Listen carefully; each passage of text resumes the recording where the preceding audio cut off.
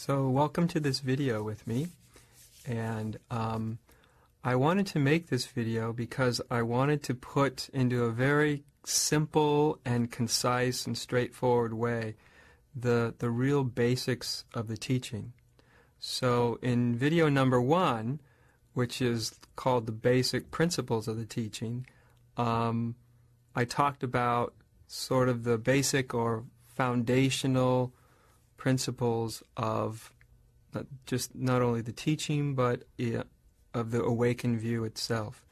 And so in this video, I really want to talk about the application of those teachings, because really the application of any spiritual teaching is the most important part of the teaching. In other words, the application answers the question of what's the doing of the teaching? What can I do to help myself to awaken from the egoic state of consciousness to the awakened state of consciousness, the spirit, the consciousness of awakened spirit. And so in this video, I want to talk about, in the most basic way I can, really about three applications of these teachings.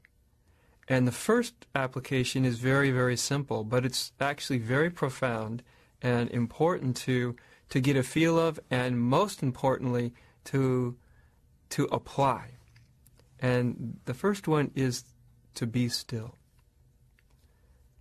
Now, what does it mean to be still?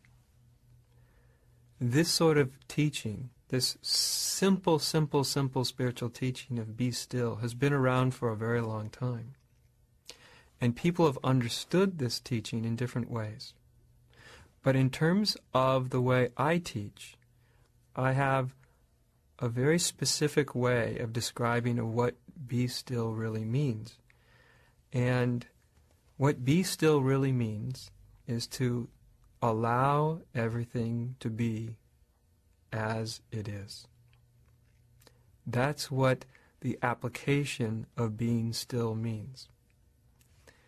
Usually when people try to be still, say you try to meditate, and you're trying to become still, you're trying to still your mind, you're trying to find a place of stillness or peace or serenity, and people generally do that through some sort of discipline, some form of inner control.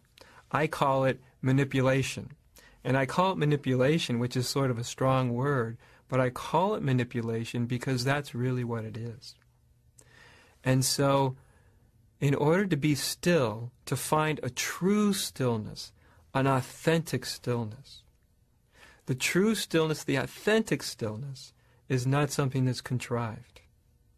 It's not something that is found and maintained by any form of control or manipulation. True stillness is your natural state. True stillness isn't something that needs to be created by you. True stillness is more something you notice, that there is a pre-existing stillness. In other words, it's still already. Your true nature is already perfectly still, perfectly at ease. You may not be aware of it. When our minds are caught within themselves, when we're identified with being an ego, then we think stillness is something I have to attain. Stillness is something I have to make happen. But as I said in the first video about the basic principles of the teaching, is that really you and I, we are not egos. Ego is just something that's created in the mind. It's a pattern of thinking.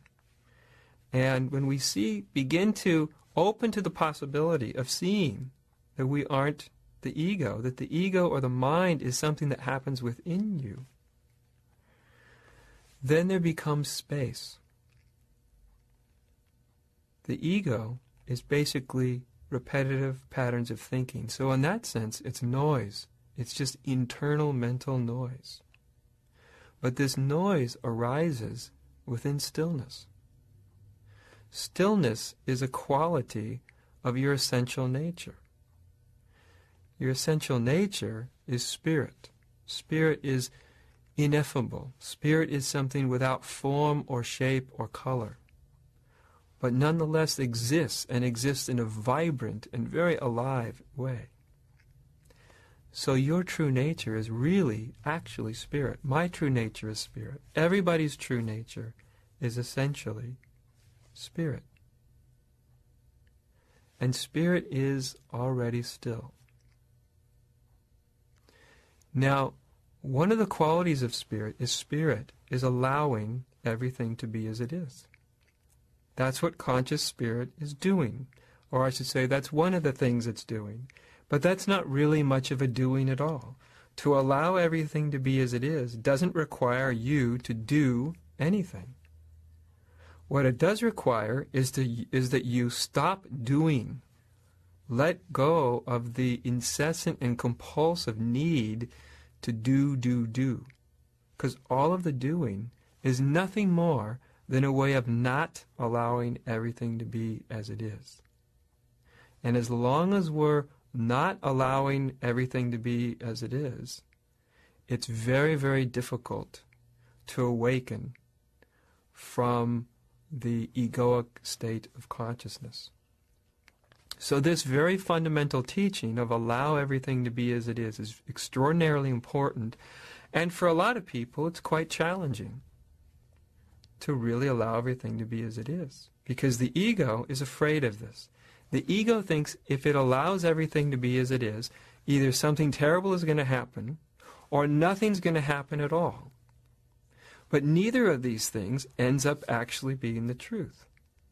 When you allow everything to be,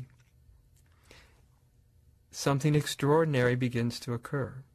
So as you're listening to me and watching me right now, if in the act of listening and watching me, if you were just to allow everything to be, in other words, for the moment, don't analyze it, don't put what I'm saying into your conditioned mind, compare it with other things you've heard or read, just allow it to be heard. Later, if you want, you can accept it or reject it on your own terms. But so even as we are here together, is it possible for you to allow this moment to completely be as it is? And what happens when you allow everything to be as it is? Really, to allow things to be as they are, it's not something you try to do. As I said, to try to allow everything to be is counterproductive. You can't actually accomplish this by trying. It's more a state of relaxing, letting be, letting go.